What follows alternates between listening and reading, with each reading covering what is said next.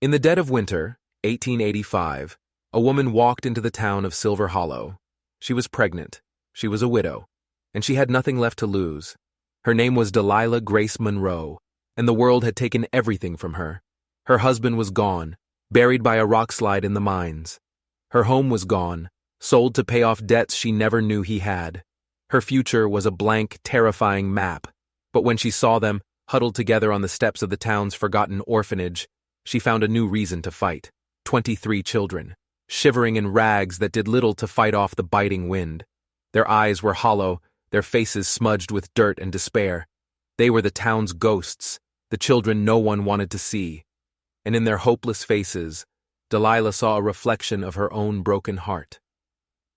That night, in a cramped room at the back of a boarding house, she lit a single candle. She pulled out the only thing she had left in the world, a bag of fabric scraps, bits of calico, worn wool, faded flannel. She threaded her needle, and she began to sew. Her needle became her weapon against the crushing weight of grief. The thread became a lifeline, pulling her back from the edge of despair. She wasn't just stitching fabric. She was stitching together the pieces of her own shattered soul. She sewed for bread, she sewed for shelter, she sewed for the children who had nothing, one stitch at a time. Then, a man saw something that would change the course of all their lives. His name was Bo Langston.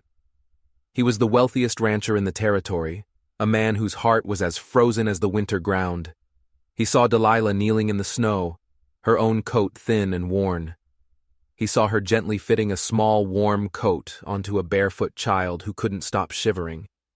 He saw her selfless love, a force of nature he thought no longer existed. And in that one quiet moment, something inside his guarded heart began to crack. But her generosity came with a cost she couldn't possibly imagine, a cost that could destroy her, the children, and the one chance at love she never, ever saw coming. Before we dive into this incredible story of hope and secrets, do me a favor and let me know in the comments where you're tuning in from. It's amazing to see how far these stories travel. And if you feel a connection to what you're about to hear, make sure you're subscribed, because what I have for you tomorrow is something truly special. The storm that had first shown Delilah the children's desperate plight raged for 3 solid days. It was a monster of a storm, burying Silver Hollow in a thick blanket of white and isolating it from the rest of the world. During those 3 days, Delilah didn't rest. She established a routine that was more like a battle rhythm. Up before the sun, her needle flying, sewing all day, with breaks only for a crust of bread or a sip of water, working late into the night by the flickering light of a single oil lamp, until her eyes burned and her vision blurred. Her fingers grew raw and stiff. Her back screamed in protest from hunching over the old sewing machine she'd managed to borrow. But she didn't stop. She couldn't stop. She had found her purpose in the faces of those 23 forgotten children. She started with the smallest one, a 3-year-old boy named Peter. His need was the most desperate. His tattered shirt was practically useless against the cold. The coat she designed for him was a masterpiece of love and practicality. Forest green wool she'd traded for with her last few valuable scraps, a warm flannel lining she'd pieced together from a dozen smaller bits. She sized it to give him room to grow, but fitted it so it would actually keep him warm now. But she didn't just make it practical. She made it special. She knew details mattered to a child. So she added deep pockets, perfect for storing small, precious treasures. She reinforced the knees, because even in an orphanage, a little boy needed to be able to play without tearing his clothes to shreds. When the storm finally broke, she walked the long, cold road to the orphanage, the small green coat held tightly in her arms. Peter's reaction was everything she had dreamed of. The little boy's eyes went wide. He ran his tiny hands over the soft wool as if it were the finest silk. He hugged the coat to his chest, a look of pure wonder on his face. He let one of the older boys, an 8-year-old named Tommy, help him put it on. Then he discovered the buttons. and his quiet wonder exploded into pure, unfiltered joy. The buttons weren't just buttons. They were carved to look like tiny animals. Peter let out a squeal of delight that echoed through the bleak, quiet halls of the orphanage. "Look, Tommy! A rabbit and a squirrel!" He pointed with a trembling finger. "And this one's a bear!" His joy was a spark in the darkness. Suddenly, all the other children were crowded around, their eyes shining. They touched the carved buttons with a reverence they usually saved for a rare piece of candy. These weren't just fasteners. They were magic. Matron Crenshaw, the tired, overworked woman who ran the orphanage, came over to see what the commotion was about. She ran a finger over the intricate carving on one of the buttons. "Where on earth did these come from?" she asked, her voice filled with disbelief. Delilah smiled, a genuine smile that reached her tired eyes. "Tommy made them," she explained, looking at the older boy. Tommy's head snapped up, his eyes wide with surprise.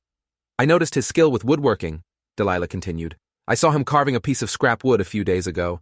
I asked if he would help me with the coats. He's incredibly talented." A deep flush spread across Tommy's face. It was the first time an adult had praised him, had even noticed him, since his parents died. He was used to being a problem to be managed, not a partner to be valued. It was transformative. "I can make more," he offered, his voice eager and breathless. "Different animals for each coat. Maybe birds for the girls?" "That would be perfect, Tommy," Delilah agreed. And just like that, a partnership was born. A pregnant widow and a quiet orphan boy, united by a mission to bring warmth and dignity to the forgotten children of Silver Hollow. But as word of Delilah's project started to spread through the small, gossipy town, not everyone saw it as a good thing. Some people, like Mrs. Patterson, who ran the general store, were quietly supportive. She'd set aside leftover fabric scraps for Delilah and sold her thread at a discount, never saying a word to the other customers. But others, especially the men on the town council, watched her with suspicion. It was as if her kindness was a spotlight, illuminating their own indifference. Her selfless act made them look bad, and they didn't like it one bit. The most unexpected reaction, however, came on a bitterly cold morning, just a few days later. Delilah had woken up early, as she always did. She was planning to start on a coat for Mary, an 11-year-old girl who was on the verge of womanhood and needed something more sophisticated. But when she opened her door to grab the bottle of milk Mrs. Henley, the boarding house owner, left for her each morning, she saw it. A brown paper parcel, tied with simple string, sitting on her threshold. Her heart hammered in her chest. Who would be leaving her a package? She carried it inside, her fingers trembling as she untied the string. Inside was the most beautiful bolt of blue wool she had ever seen. It was a deep, rich blue, the color of a winter sky just after sunset. It was impossibly soft, a quality of fabric she hadn't touched in years. There was enough to make at least 2 full coats, maybe even 3 for the smaller children. There was no note, no name, nothing to say who had left it. Just the fabric, a small bag of matching blue thread, and a handful of silver buttons. Real silver buttons, of a quality she knew Henderson's general store didn't carry. "Mrs. Henley!" Delilah called, rushing to the kitchen, the mysterious package in her arms. "Did you see who left this?" The older woman wiped her hands on her apron and examined the fabric with an expert eye. "My word," she breathed. "That's fine wool. Finer than anything in this town." She looked at Delilah, her expression shrewd. "Someone with money left that for you, dear." "But who?" Delilah asked, her mind racing. "And why wouldn't they leave a name?" Mrs. Henley just shrugged, but there was a knowing twinkle in her eye, a twinkle that suggested she had her own suspicions, but wasn't about to share them. "Maybe they don't want to be thanked," she said simply. "Some folks prefer to do their good deeds in the dark." The mystery of the secret benefactor was intriguing, but Delilah had work to do. The blue wool was perfect for Mary's coat, a garment that needed to be dignified and mature. As she measured and cut the expensive fabric, her mind kept returning to the person who had left it. It had to be someone rich. The fabric alone was worth more than most men in Silver Hollow earned in a month. It also had to be someone who knew about her project, who understood what she was trying to do.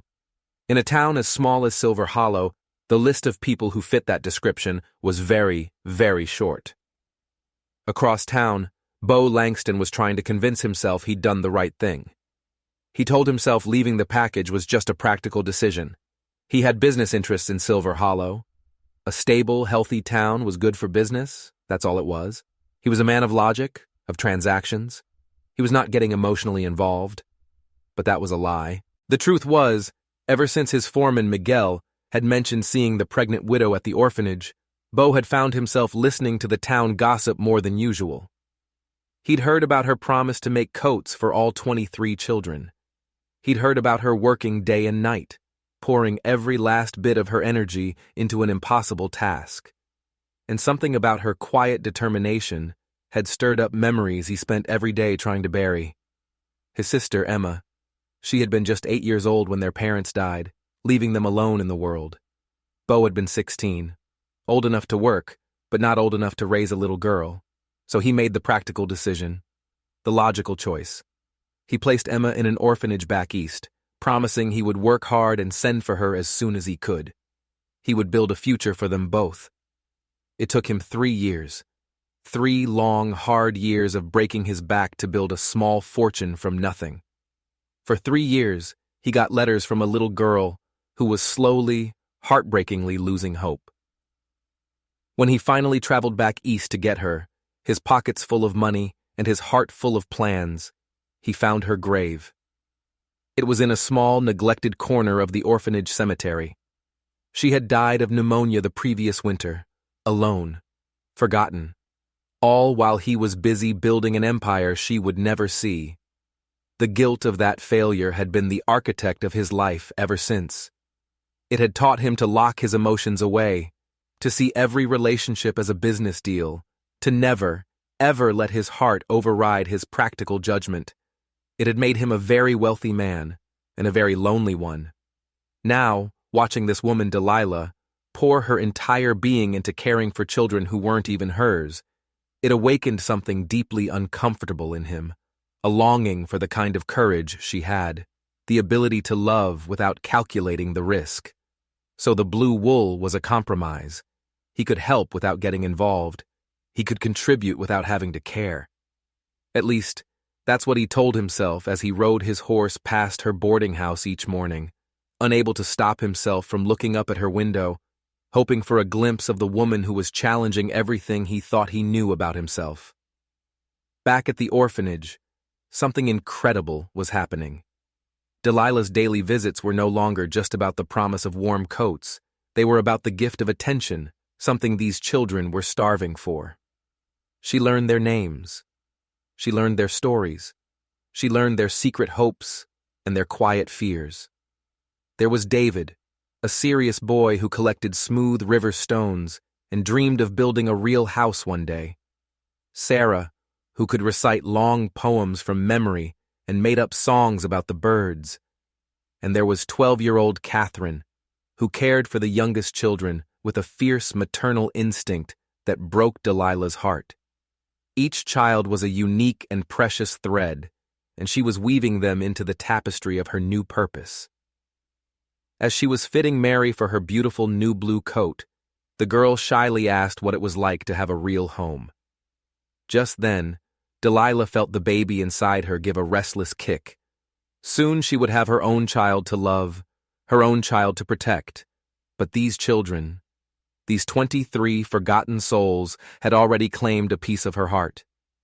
She knew, with a certainty that settled deep in her bones, that she would not abandon them. The coats were just the beginning. As she packed up her sewing supplies that evening, ready to head back to her small room, Tommy approached her. He was holding a small carved object in his palm. "For your baby," he said, his voice barely a whisper. "When it's born, I made it special." He opened his hand. It was a button, carved in the shape of a perfect 5-pointed star, It was smooth and flawless, and its tiny points caught the last rays of the evening light. It was the most beautiful thing anyone had ever given her. Tears sprang to Delilah's eyes. "Thank you, Tommy," she whispered, her fingers closing around the precious gift. "I will treasure this, always." She walked back to the boarding house in the gathering twilight, the carved star safe in her pocket. The mystery of the blue wool remained unsolved. Her body ached with exhaustion. But for the first time in a long time, Delilah Grace Monroe felt a deep, profound sense of peace. She was making a difference. One stitch, one child, one small act of love at a time.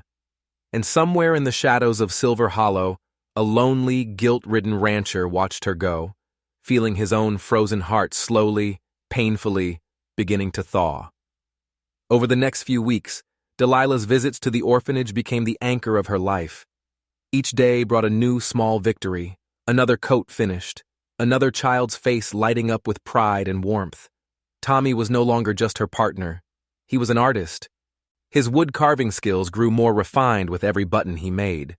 For 6-year-old Sarah's new rose-colored coat, he carved delicate, blooming flowers. For 10-year-old Michael's rugged brown jacket, he fashioned buttons that looked like the shields of ancient knights. The children started making requests, and Tommy, filled with a newfound confidence, rose to every challenge. "You should teach the other children," Delilah suggested one afternoon. She was watching him carefully sand a button shaped like a crescent moon for little Beth's coat. "Share your talent. I bet some of the older boys would love to learn." Tommy looked up, his dark eyes shining. "You think so? Really?" "I think everyone wants to feel useful," Delilah said gently, "and everyone has a gift to share." The woodworking lessons became a new ritual. Tommy, the boy who was once so shy he could barely speak, transformed into a patient and confident teacher. He guided the older boys, showing them the basics of carving. Even James, a 12-year-old who had arrived at the orphanage bitter and angry after his father died in a mining accident, found a quiet peace in the rhythm of shaping wood. But the biggest surprise was Catherine. The 12-year-old girl who mothered all the younger children, the one with the sad old eyes. She asked if she could join the lesson. When some of the boys grumbled, she stood her ground. "Girls can carve too," she declared, her chin held high. "Mrs. Monroe sews, and that's skilled work. I don't see why I can't carve wood." And she could. Her small, steady hands and artistic eye produced button designs of extraordinary beauty. Delilah smiled as she watched Catherine carve a perfect, tiny rose. "Indeed you can, sweetheart," she said. "Skill doesn't care if you're a boy or a girl. It only cares if you're willing to learn." The change in the children was impossible to ignore. They walked taller. They smiled more. They started to believe in themselves. But not everyone in Silver Hollow was pleased. Councilman Rogers, a man whose face seemed permanently pinched in a sour expression, was one of them. He cornered Delilah outside the general store one morning. "Mrs. Monroe," he said, his voice dripping with condescension. He deliberately blocked her path. "I understand you've been spending a great deal of time at the orphanage." "Yes, sir, I have," Delilah replied, her voice even. "Some folks are beginning to wonder about your motivations," Rogers sneered. "A woman in your condition, alone, taking such an unusual interest in other people's children. It raises certain questions." Delilah felt a hot flush of anger rise in her cheeks, but she kept her voice steady. "The only question that should matter, Mr. Rogers, is why it took an outsider to notice that 23 children were about to freeze to death." Rogers' face turned a blotchy red. "Now see here! Those children are the territory's responsibility, not—" "Those children are everyone's responsibility," Delilah cut in, her patience finally snapping. "They are human beings, not problems to be shuffled aside. And if caring about them makes me questionable in your eyes, then I am proud to be questionable." She stepped around the sputtering councilman and walked away, her head held high. But the encounter left her shaken. It reminded her that some people would always see kindness as a weakness, or worse, as a threat. Later that day, Mrs. Henley found her sitting quietly by the window, her sewing forgotten in her lap. "What's troubling you, dear?" the older woman asked.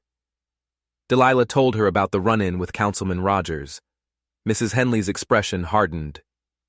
"Harold Rogers is a small man who enjoys making others feel even smaller," she said firmly. "Don't you let his poison touch the good work you're doing. This whole town is talking about how those children have changed since you arrived." "Changed how?" Delilah asked. "They have hope now," Mrs. Henley said simply. "And hope, my dear, changes everything." That evening, as if to prove her point, another mysterious package appeared on Delilah's doorstep. This time, it wasn't just fabric. It was a collection of beautiful ribbons, delicate lace trim, and a small bag of shimmering pearl buttons. The kinds of things that would make a young girl's coat feel not just warm, but elegant and special. Again, there was no note. "Someone is watching your work very closely," Mrs. Henley observed, fingering the fine lace. "These aren't just random gifts. This person is thinking about what would make each child feel truly valued." The mystery of her anonymous supporter deepened. It had to be someone who was paying incredibly close attention. 2 days later, she ran into Bo Langston at the general store. She was trying to decide between 2 bolts of wool, calculating what she could afford, when a deep voice spoke from behind her. The blue would suit a young girl better than the brown. Delilah turned. It was him, the tall, imposing rancher with silver-streaked hair and eyes the color of a gathering storm. "I'm sorry?" she said, confused. "The fabric," he clarified, nodding toward the wool. "Blue is more versatile for children's clothing." He spoke with an unexpected authority. "You seem to know a lot about children's clothing, Mr. Langston," she said, a hint of challenge in her voice. A ghost of a smile touched his lips. "I know very little about clothing," he admitted, "but I know a great deal about practical considerations." They stood in a moment of awkward silence. Delilah found herself studying his face. There was a sadness in his eyes, a deep old grief that he couldn't quite hide behind his stoic expression. "You're the woman making coats for the orphans," he said. It wasn't a question. "Word travels fast in a small town," she replied. "Good news travels fastest," he said. Then his expression grew serious. "I hope you aren't letting the narrow minds in this town discourage you from your important work." The comment was so specific, so perceptive, she wondered if he'd heard about her confrontation with Rogers. "Important work?" she asked. "Caring for forgotten children," Bo said, his voice quiet but firm, "is always important work. My compliments on your dedication, Mrs. Monroe." He tipped his hat politely and was gone before she could say another word, leaving her staring after him. Bo Langston, the reclusive, powerful rancher who avoided all community affairs. Yet he had spoken about her work with a genuine respect that felt deeply personal. That night, as she stitched the delicate, mysterious lace onto Catherine's coat, she couldn't stop thinking about him. He was a man of great wealth. He understood quality materials. He seemed to have an almost personal understanding of her mission. Could he be her anonymous benefactor? The thought was both thrilling and unsettling. She shook her head, trying to dismiss it as foolish speculation. She was a pregnant widow with 23 children depending on her. She had no time for romantic daydreams about enigmatic ranchers. But as she worked late into the night, she couldn't shake the memory of his storm-gray eyes that seemed to understand far more than he was willing to say, and a small, persistent voice in the back of her mind wondered if the secret gifts and the chance encounter were connected in a way that was about to change absolutely everything.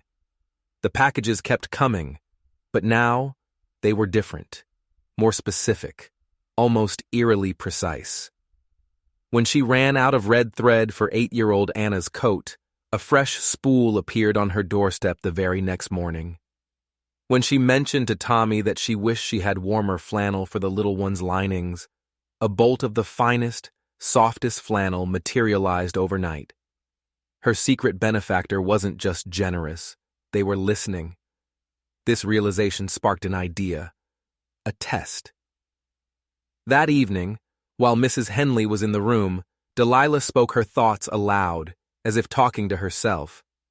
"I really need a dark green wool for Robert's coat," she sighed, loud enough for anyone nearby to hear. "There's a specific shade at Henderson's, but it's far too expensive. I'll have to settle for something else." Mrs. Henley nodded sympathetically, but Delilah saw it again. That knowing glint in the older woman's eye. Her suspicion was confirmed.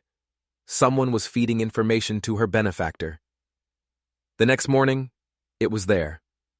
Not just the exact bolt of dark green wool from the store, but a bag of perfectly matching buttons and thread. Delilah stood in her doorway and smiled. This was no longer a question of if Bo Langston was her helper. The only question was why. Why all the secrecy? A man of his power and wealth could have made a public donation, earned the town's praise. Why the elaborate anonymous game? She found her answer by accident 3 nights later. She was working late, struggling with a difficult seam on Robert's new coat, when her oil lamp began to sputter and die. She'd forgotten to buy more oil. With a frustrated sigh, she got up to extinguish the flame. But as she glanced out her window, she saw him. A lone figure on horseback, sitting motionless in the dark street below. Even in the dim light, the silhouette was unmistakable. Bo Langston. He was just sitting there, staring up at her lit window. His face was unreadable from this distance, but he wasn't just passing by. He was watching. For a long, silent moment, their eyes met across the darkness. Then, he slowly tipped his hat in a gesture of silent respect, turned his horse, and rode away, vanishing into the night as quietly as he had appeared. The next morning, a fresh can of lamp oil was sitting outside her door. Tucked beside it was a small, folded note. The handwriting was strong, masculine. It said only, "For the important work that continues long after others have retired." She held the note, her heart pounding. It wasn't just a confirmation. It was a confession. He had been watching her. He knew about the long, lonely hours. He understood the sacrifice. The realization didn't feel like an intrusion. It felt like being seen. That afternoon, she saw him again at the general store. This time, there was no surprise, only a quiet sense of destiny. "Mr. Langston," she said, approaching him directly. He turned, and she was struck again by the guarded intelligence in his gray eyes. "Mrs. Monroe, how is your project progressing?" "Very well," she said, watching his face closely, "thanks to some remarkably timely assistance from an unknown benefactor." She saw the slight tightening around his eyes. He knew he was caught. "Silver Hollow has many generous hearts," he replied carefully. "Indeed," she pressed. "I was hoping to thank this particular generous heart in person, but anonymous donors are notoriously hard to find." A flicker of amusement crossed his face. Perhaps the anonymity is the point. "And perhaps," she countered, her voice soft but firm, "some people need to learn that genuine gratitude isn't a burden to be avoided." The air between them was thick with unspoken truths. Finally, he cleared his throat. "Would you care to join me for coffee, Mrs. Monroe? There's something I'd like to discuss with you." Her heart gave a little flutter, but she kept her composure. "That would be pleasant." They walked to the small cafe at the Silver Dollar Hotel. The whole place buzzed with curiosity. The town's most powerful, reclusive bachelor having coffee with the pregnant widow who was shaking up their quiet world. Once they were seated, he didn't waste time. "I owe you an explanation," he said, his voice low. "And an apology." "An apology for your generosity seems unnecessary," she said. "An explanation for the deception might be." She watched him, noting the tension in his shoulders. This was hard for him. "Why the secrecy, Mr. Langston?" He stared into his coffee cup for a long time. When he finally looked up, his voice was raw, vulnerable. "I had a sister," he began. "Her name was Emma. She was 8 when our parents died. I was 16. I thought I was doing the right thing, the practical thing, When I put her in an orphanage back east, I was going to build a life for us, then send for her." Delilah felt her breath catch. The pain in his voice was a living thing. "I sent letters. I sent what little money I could." She wrote back, at first. Sweet letters, full of trust that her big brother was coming for her. He paused, his jaw tight with a grief that was still sharp after all these years. The letters stopped after 2 years. When I finally went back to get her, I found her grave. She'd died of pneumonia, alone. "Oh, Bo," Delilah whispered, her own heart aching for the 16-year-old boy who had tried to do right and had lost everything. "I have lived with that failure for 17 years, he said, his eyes seeing a ghost she couldn't. Watching you pour yourself into caring for those children, seeing their faces when you walk into that orphanage. It woke something up, something I thought I buried with Emma." He finally met her gaze, and the vulnerability she saw there stole her breath. I couldn't just offer to help. I didn't trust myself not to care too much. The anonymous gifts felt safer. Delilah reached across the table and placed her hand over his. "Caring is not a failure, Bo. It's what makes us human. Caring is what got my sister killed," he said, his voice rough. "If I'd cared less about a fortune and more about just being there." "You were 16, Delilah said firmly. "You did the best you could with what you had. That isn't failure. That's being a human being in an impossible situation." He looked down at their hands, his expression unreadable. "You're very kind, Mrs. Monroe." "And you're very generous, Mr. Langston," she replied. "More generous than you're willing to admit." A new understanding settled between them, a shared knowledge of grief and responsibility. "Would you allow me to help you more directly now?" he asked, his voice tentative. "Not just with supplies, with the work." Hope bloomed in Delilah's chest. Not just for the children, but for the chance to know this complicated, wounded man. "I would welcome your help, Bo. The children would too." As they left the cafe, something had fundamentally shifted. The mystery was solved, but a new, more complicated one was just beginning. The reclusive rancher was now her partner, and for the first time since her husband's death, Delilah found herself looking toward tomorrow, not with dread, but with a cautious, fluttering hope. A hope that had everything to do with the man walking beside her in the fading afternoon light. Bo Langston's open involvement was like a tidal wave hitting Silver Hollow. What had been one woman's desperate mission became a town-wide project, backed by a power no one dared to question. Doors that had been slammed in Delilah's face suddenly swung wide open. Henderson's General Store was suddenly stocked with the finest fabrics, sold to the orphanage project at impossible discounts, the difference quietly covered by Bo. A steady stream of supplies, firewood, food, medicine, began flowing directly to the orphanage, saving Delilah the difficult trip up the hill as her pregnancy advanced. Most importantly, Bo himself began visiting. He was a quiet, authoritative presence. He didn't just throw money at the problem, he got his hands dirty. He personally inspected the building's faulty heating system and hired the best crew in the territory to repair it before the real winter hit. "Mr. Langston understands practical needs," Matron Crenshaw confided to Delilah, her tone one of awed respect. Delilah watched from across the common room as Bo knelt beside Tommy, examining the boy's latest carving with a serious focus that made the boy glow with pride. The guarded, distant man Delilah had first met was gone. In his place was someone warmer, more accessible. It was as if the children's simple, unconditional acceptance was healing a part of him that had been broken for years. They called him Mr. B, and they adored him.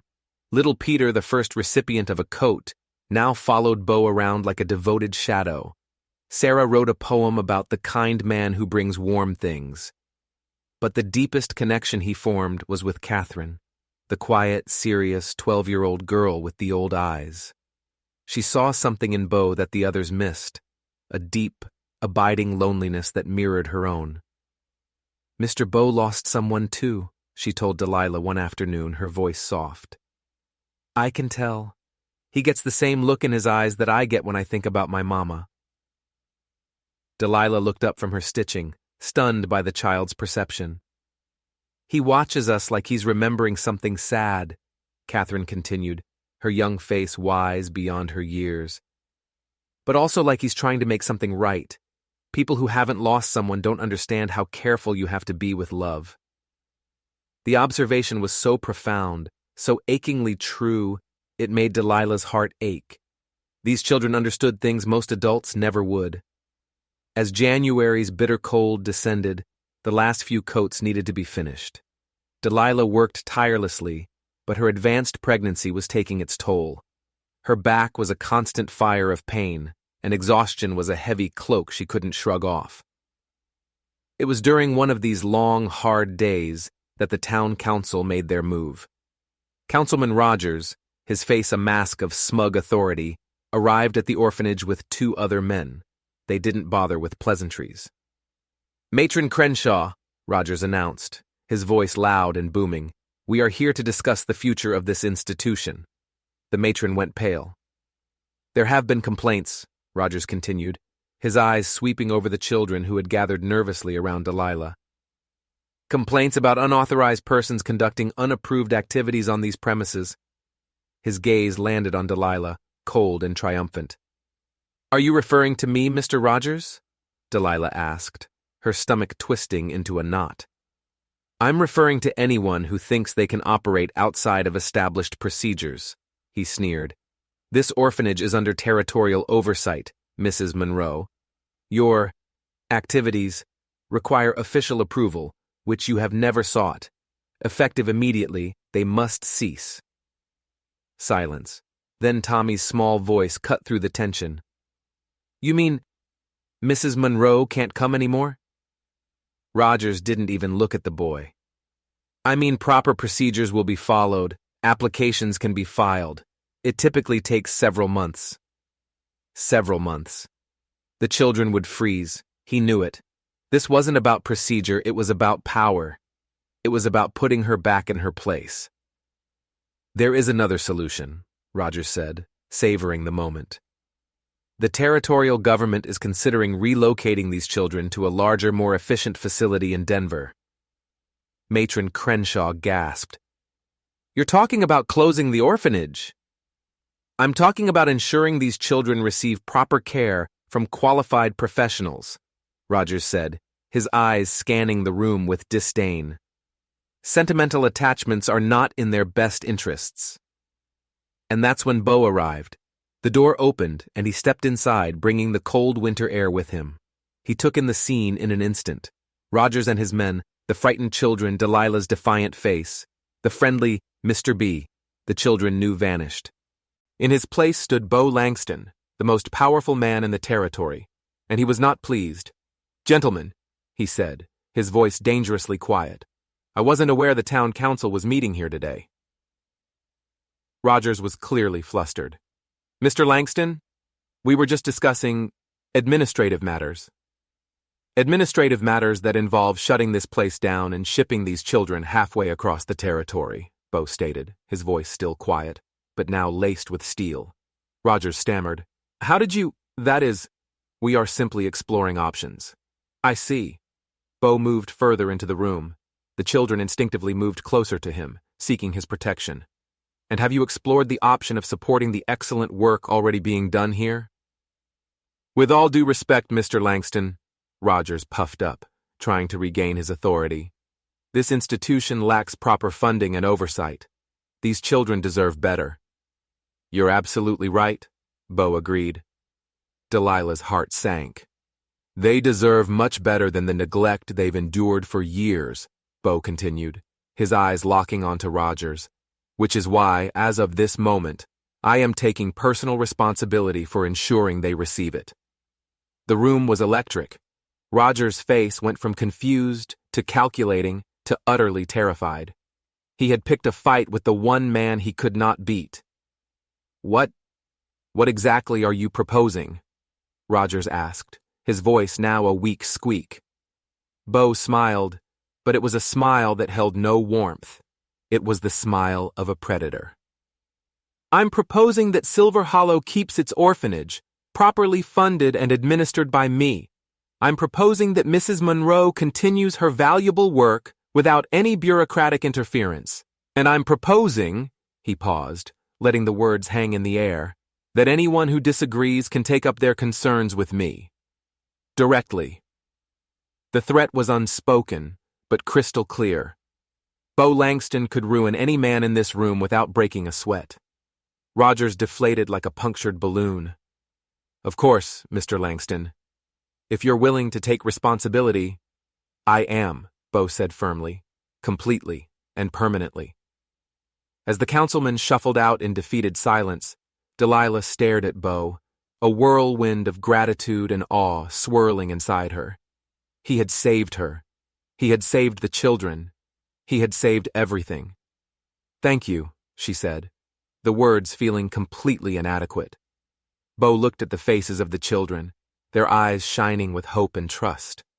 A strange look crossed his face, as if he was as surprised by what he'd just done as everyone else.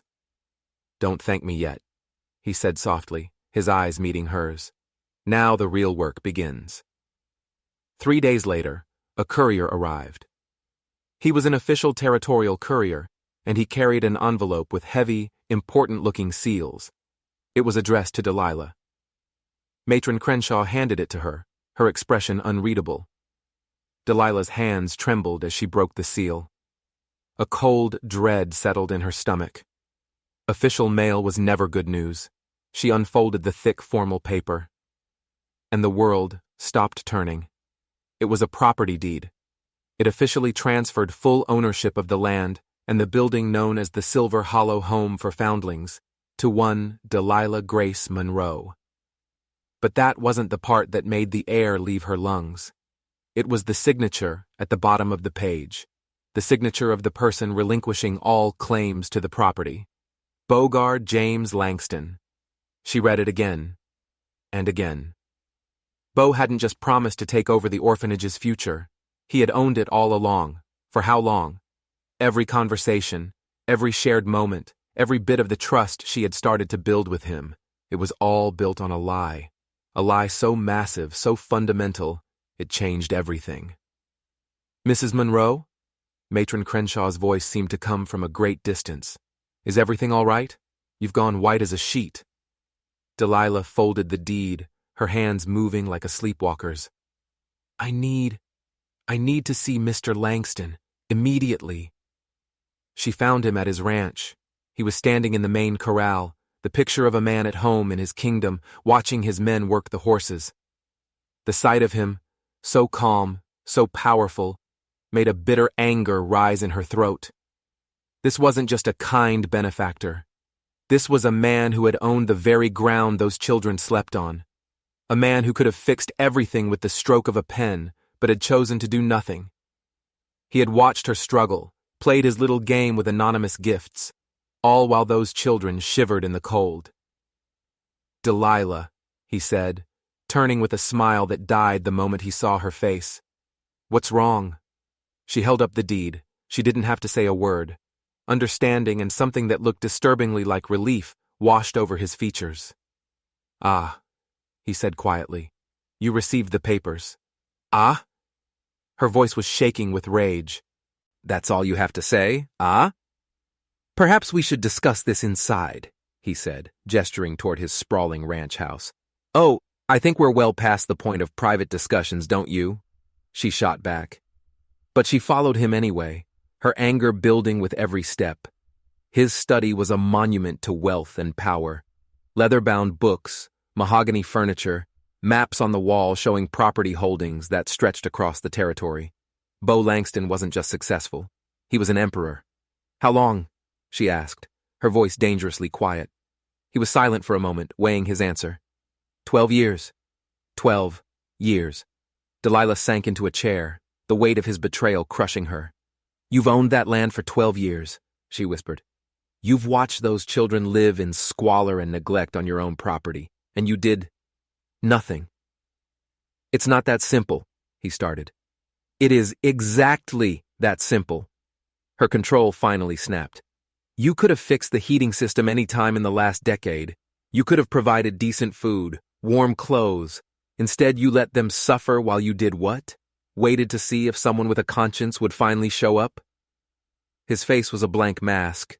The warm, kind Mr. B was gone, replaced by the cold, controlled stranger she had first met. You don't understand the complexities. Then explain them to me, she cried. Explain how a man who claims to care so much about children, who carries such a tragic loss, could let them live in misery for 12 years.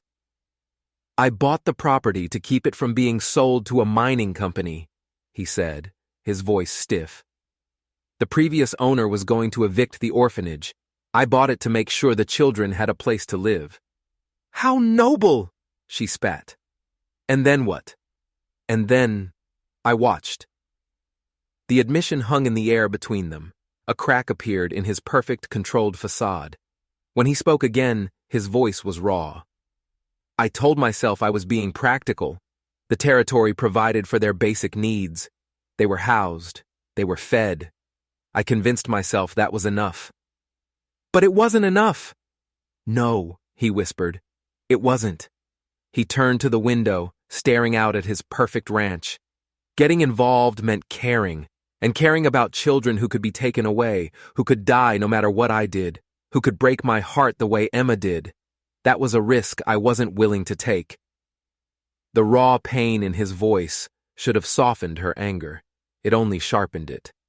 So you let them suffer to protect your own heart? Yes, he said, the admission devastating in its honesty. He turned back to face her. Until you came, you made it impossible to keep looking away. Watching you, seeing the love you poured into those children, seeing how it changed them. It destroyed every lie I'd been telling myself for 12 years. So the gifts, the games, the secrecy, what was all that? A bridge, he said quietly. A way for me to get involved without admitting how badly I had failed them for so long. A way to help without having to face the man I had become. Delilah stood up, pacing the room. Do you have any idea how this makes me feel? To know that I was struggling, breaking my back, while you had the power to fix everything from the very beginning? You're right, he said, his voice flat. There's nothing I can say that doesn't make me sound like exactly what I am. A coward. The total lack of defense stopped her cold. She had expected excuses, justifications, not this brutal, soul-bearing honesty. When Rogers threatened to close the orphanage, Bo continued, I knew I couldn't hide anymore. Those children needed someone to fight for them. You needed support. And I was the only one who could provide it. So you gave the property to me. I put the power where it belongs, he said, with someone who proved she would always put the children first, not with the man who proved for 12 years that he wouldn't. She stared at him, her mind reeling. How could this be the same man, the man who had earned her trust, her affection, and the man who had been a negligent landlord to suffering children? I don't know what to believe, she said, her voice trembling. I thought I was getting to know you. This doesn't change how I feel about you, he said softly. The words hit her like a slap. How you feel about me? I'm in love with you, Delilah, he said, his voice thick with emotion. I think I have been since that first day I saw you in the snow. Your kindness, your strength, your absolute refusal to let those children be forgotten. You woke me up. Tears streamed down her face, tears of anger and betrayal and confusion. You can't say that to me. You can't tell me you love me in the same breath you admit to a decade of neglect. I'm not asking you to forgive me, he said. I'm just asking you to believe that you've changed me. And what if I can't? She whispered. His face went still. Then that will be another consequence I have to live with. But the children won't suffer from my failures anymore. The property is yours. Do what you think is best. She needed to get out. She needed to breathe. As she moved to the door, she paused. Bo, why give it to me? Why not just take responsibility yourself? A sad, self-aware smile touched his lips. Because you've proven you'll always do the right thing, even when it costs you everything. I've spent 12 years proving the exact opposite. Those children deserve a better champion than me. As Delilah rode back to town, the deed to their future folded in her pocket, she felt crushed by the weight of it all. She owned the orphanage. 23 lives were now solely in her hands, and the man she had been falling in love with was a stranger, a man she wasn't sure she could ever trust with her heart again. The next week was a blur of cold fury and raw emotion. Delilah threw herself into her work, sewing the final 5 coats with a frantic energy that worried Mrs. Henley to no end. The needle was her only solace. When she was focused on a seam, on a buttonhole, she didn't have to think about Bo. She didn't have to think about the 12 years of lies. But the children knew. Children always know. They saw the new, careful distance between her and Mr. B. They saw how his visits became shorter, more formal. They saw the sadness in his eyes when he thought no one was looking. Tommy, with the weary wisdom of a child who has seen too much, finally asked the question they were all thinking. "Did Mr. B do something wrong?" he asked one afternoon. Delilah was fitting him for a new pair of winter boots, another of Bo's gifts, which now felt less like kindness and more like a guilty payment. "Why would you ask that?" Delilah said, avoiding his gaze by focusing intently on the laces. "Because you don't smile when he's here anymore," Tommy said, his voice small, "and he looks sad all the time." He paused, and his next words were a knife in her heart. "Are you going to leave us too?" The question shattered her anger. In her own pain and betrayal, she hadn't realized how her actions looked to them. To children who had been abandoned their whole lives, the tension between the 2 adults who had become their world felt like a prelude to another loss. "Oh, sweetheart," she said, dropping to her knees despite her swollen belly. No, I am never going anywhere. This is about grown-up problems. It has nothing to do with you." "But Mr. Bo might leave," Tommy stated, his eyes searching hers for the truth. Delilah hesitated. How could she explain the tangled mess of her heart to an 8-year-old boy? "Mr. Bo will always care about what happens to you," she said carefully. "That will never change." It was an evasion, and Tommy knew it. But he just nodded. His small face resigned. He had learned long ago that adult promises were complicated things. The conversation haunted her. That night, she thought about it from the children's perspective. They didn't know about the 12 years of neglect. They only knew the man who showed up when they needed him most, the man who fixed their heat, who listened to their stories, who stood up to the town council and saved their home. To them, Bo Langston was a hero. Could she separate the man he was now from the man he had been? Could she ever trust him again? The questions were still swirling in her mind when Winter decided to answer for her. She woke to a terrifying sound. A low, guttural howl. It was the wind, attacking the boarding house with a ferocity she had never heard before. She looked out the window and saw nothing but a solid churning wall of white. A blizzard. A monster. Mrs. Henley burst into her room. "Doc Henderson says it's the worst storm in 20 years. The temperature's dropped 30 degrees and it's still falling." Delilah's blood ran cold. The orphanage, the old building, the children. "I have to get to them," she said, grabbing for her shawl. "Absolutely not." Mrs. Henley blocked her path. "You'll never make it up that hill. You're 7 months pregnant. You'll freeze to death." She knew Mrs. Henley was right, but the terror was suffocating. She spent the morning pacing, staring into the white void, praying the children were safe. By afternoon, her anxiety had become a roaring fire. And then the pain hit, a sharp, searing contraction that stole her breath and sent her crashing against the wall. Mrs. Henley was there in an instant, helping her to the bed. "How far apart?" she asked, her voice calm but her eyes wide with alarm. That was the first one," Delilah gasped, as another even stronger pain seized her. "Mrs. Henley, the baby's not due for 6 more weeks." "Babies don't always check the calendar," the older woman said, but Delilah saw the fear in her eyes. "I'll send for the doctor, but I don't think he can get through this." Just then, a voice called from downstairs, muffled by the howling wind. "Mrs. Henley, is everyone all right in there?" It was Bo. "Mr. Langston!" Mrs. Henley yelled from the window. "Get up here, now! Mrs. Monroe is in labor!" The next moments were a blur. Bo appeared in her doorway, covered in snow, his face a mask of raw concern. The careful distance of the past week was gone, burned away by the emergency. "How long?"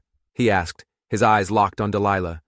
"It just started," Mrs. Henley said, "but the pains are close, and it's too early." Another contraction ripped through Delilah, and a cry of pain and fear escaped her lips. Bo was by her side in a second, his hand gripping hers. "Breathe," he said, his voice a low, steady anchor in the storm of her pain. "Just breathe." "The children," she gasped. "The orphanage."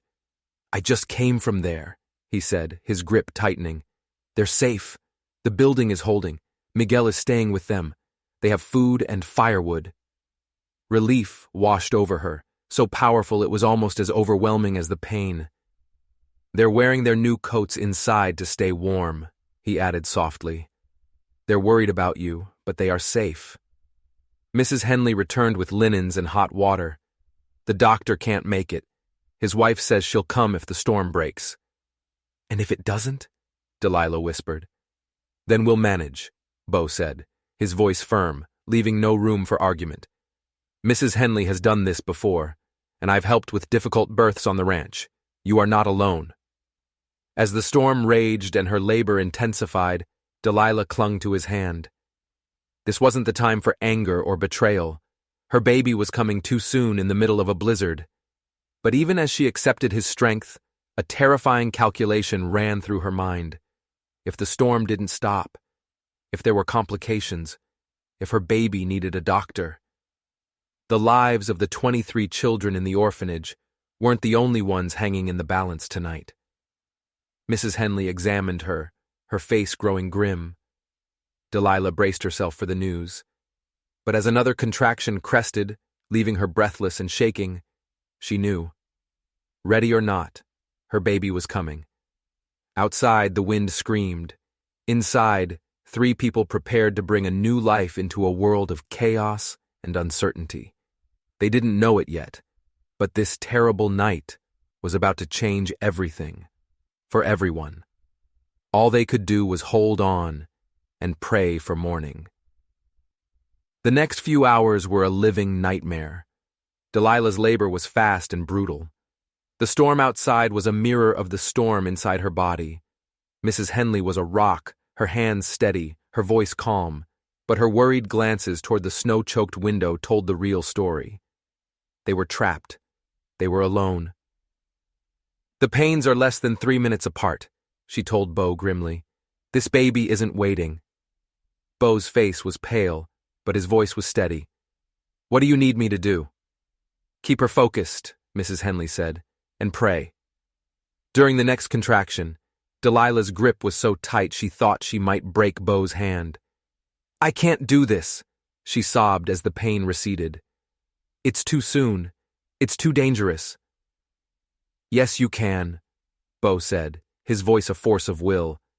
"You are the strongest person I have ever met. You have fought for everyone else for months. Now you fight for you. You fight for your baby."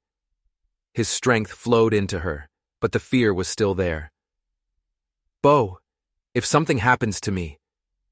"Nothing is going to happen to you." "Promise me," she insisted, her voice gaining an urgent strength. "Promise me you'll take care of the children, all of them, be what they need." The next wave of pain hit before he could answer, and she was lost to it. When it passed, she was trembling, exhausted. He leaned in close, his voice a low, sacred vow. "I promise. But you're going to be fine, and you're going to be there to take care of them yourself."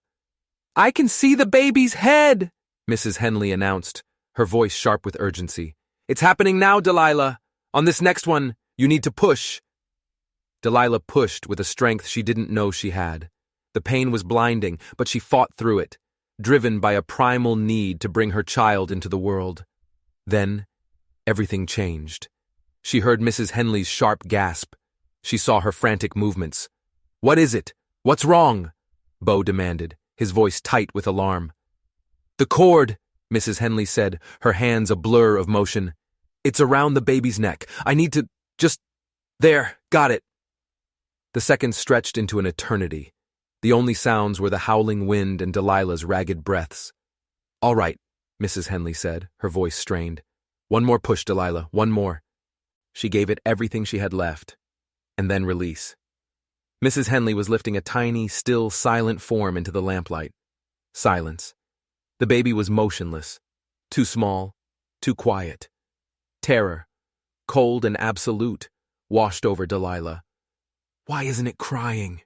she whispered, her voice a dead thing. Mrs. Henley was already working, clearing the baby's mouth, rubbing its tiny chest. "Come on, little one," she murmured, her voice pleading. "Breathe for us. Just take one breath." The world held its breath with them, and then a cry. It was thin, it was reedy, but it was the most beautiful sound Delilah had ever heard. It was the sound of life. "There we are," Mrs. Henley said, her voice thick with relief as she wrapped the baby in a warm blanket. "A daughter, Mrs. Monroe. Small, but she's a fighter." Tears of joy and exhaustion streamed down Delilah's face as the tiny bundle was placed in her arms. The baby was so small, but her eyes were open, and her tiny fingers gripped Delilah's with surprising strength. "Hello, little one," Delilah whispered. "You certainly know how to make an entrance." "She's beautiful," Bo said softly. The wonder in his voice matched her own. "What will you name her?" he asked. Delilah looked at her daughter, this child of the storm, born against all odds. Outside, the wind was finally quieting.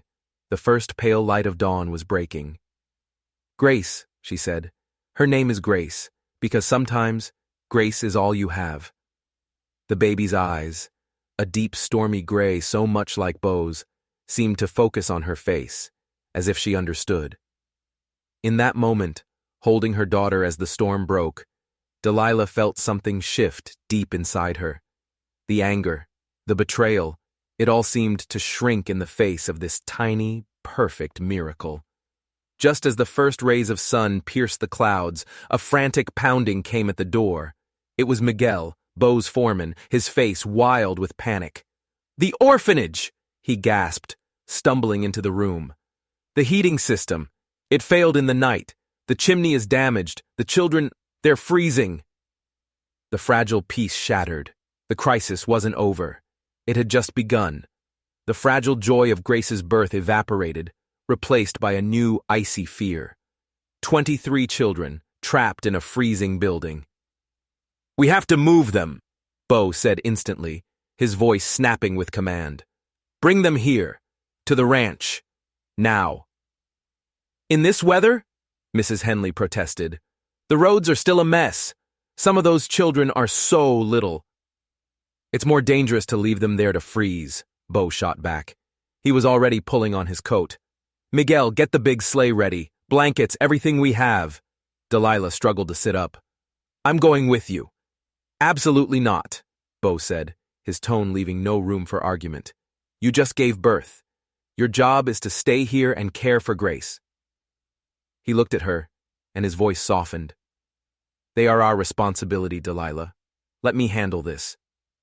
The word "our" hung in the air between them. A promise. A partnership forged in crisis. In that moment, the lies and the secrets didn't matter. Only the children mattered. "Take Tommy and Catherine first," she said, her voice weak but firm. "They can help with the younger ones." Bo nodded. He leaned down and without a second's hesitation, brushed a gentle kiss on her forehead. "Rest," he whispered. "I'll bring them home." The hours that followed were an agony of waiting. Bo and Miguel battled the treacherous, snow-covered roads, making 4 perilous trips back and forth from the orphanage to the ranch.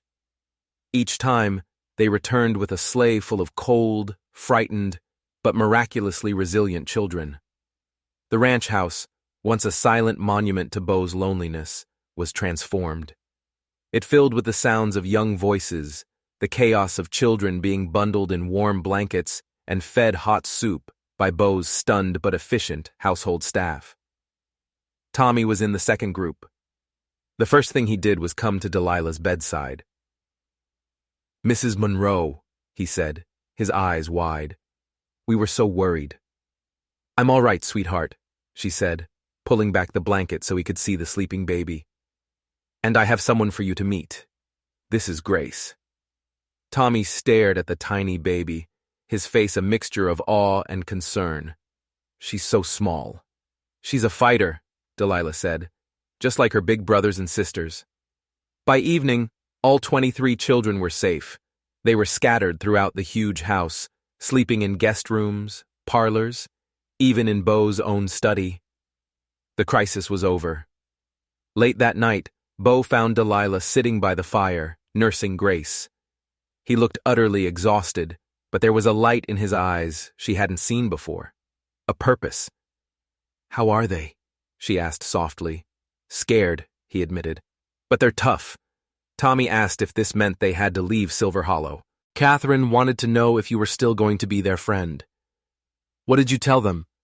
"I told them that some things were going to change," he said, his eyes meeting hers across the firelight. "But the important things, the fact that they are loved and wanted and safe, those things will never change." "Thank you, Beau," she said, the words full of a meaning they didn't have before, "for saving them." "I should have been doing this all along," he said, his voice thick with a shame that was finally giving way to resolve. They sat in a comfortable silence, the unspoken anger and betrayal between them melting away in the warmth of the fire and the quiet breathing of the sleeping child. The man who had risked his life all day to save these children, who had opened his home and his heart without question. He was not the same man who had hidden from his responsibilities for 12 years. Perhaps love wasn't about finding someone perfect. Perhaps it was about finding someone willing to become better. "We need to talk," she said quietly, "about what happens next." "Yes," he agreed. "We do." Outside, the world was buried in snow, but inside the warm house, where 24 children now slept under one roof, a new, unexpected future was beginning to take shape. 3 months later, spring had come to Silver Hollow. The snow was gone, the air was warm, and in the valley, a new building was rising from the ground. It wasn't just an orphanage, it was a home, designed not for mere survival, but for hope. Delilah stood at a window in what would be her new office, holding a thriving, gurgling 3-month-old Grace in her arms. The baby was the undisputed queen of the household, adored by her 23 older siblings.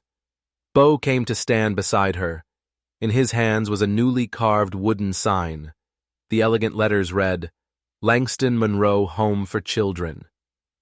"It's beautiful," Delilah said, tracing the letters that Tommy had spent weeks carving to perfection. "He's become quite the artist," Beau said with pride. "Catherine has been accepted to a teaching college in Denver, with a full scholarship I arranged." The transformation in the children was a daily miracle. Given a foundation of safety and love, they were blooming. But the biggest transformation was in the man beside her. The guarded, lonely rancher was gone. In his place was a father, a man who knew each child's dreams and fears, who could soothe a nightmare or celebrate a small victory, with a wisdom and tenderness that still took Delilah's breath away. "I've been thinking," Beau said, his voice suddenly nervous, "about us, about this partnership." Grace stirred in her arms, and Delilah held her closer, her own heart beating a little faster. "I think we make a better team than either of us could ever be alone," he said, his eyes searching hers. "I think so too," she admitted. "Then would you consider making it official?" he asked, his voice barely a whisper. "A real marriage, a real family, for all of us." Just then, Grace woke up, her clear blue-gray eyes looking from Beau to Delilah. "Yes," Delilah said, her voice clear and sure. Relief and a radiant joy transformed Beau's face. "Just like that? No negotiations about my past failures?" "Just like that," she confirmed, reaching for his hand. "Because some things are more important than the past. Love is one of them. Family is another." Through the window they could see their children playing on the construction site. It was chaotic and loud and messy, and it was perfect. Just as Bo leaned in to kiss her, Tommy burst through the door, his face alight with excitement. "Mrs. Monroe! Mr. B, you have to come see what we found!" He led them outside to the old foundation. There, half buried in the earth, was a small wooden box. Inside, carefully preserved, was a collection of antique baby clothes, tiny, hand-stitched garments laid away with love long ago. "It's like the land was saving them," Catherine said with a dreamy sigh, "waiting for the right baby to come along." Delilah lifted a delicate white dress from the box. As she held it up to Grace, the baby looked from the dress to her mother, to the man who was about to become her father, and to the circle of 23 hopeful faces surrounding them. And then, for the very first time, Grace smiled. It was a smile that lit up her small face and seemed to illuminate the entire world. It was a smile that held the promise of every tomorrow they would now face together. The pregnant widow who had arrived in Silver Hollow, with nothing but scraps and a broken heart, had found more than she had ever dreamed of. She had found a love big enough to heal not just her own soul, but the souls of an entire community. She had found her way home. If this story of redemption and hope touched your heart, make sure you hit that subscribe button, because the stories we share are all about finding light in the darkest of places. And I have to ask you, let me know in the comments, do you think Bo deserved Delilah's forgiveness after everything he'd done? I can't wait to read what you think. See you in the next one.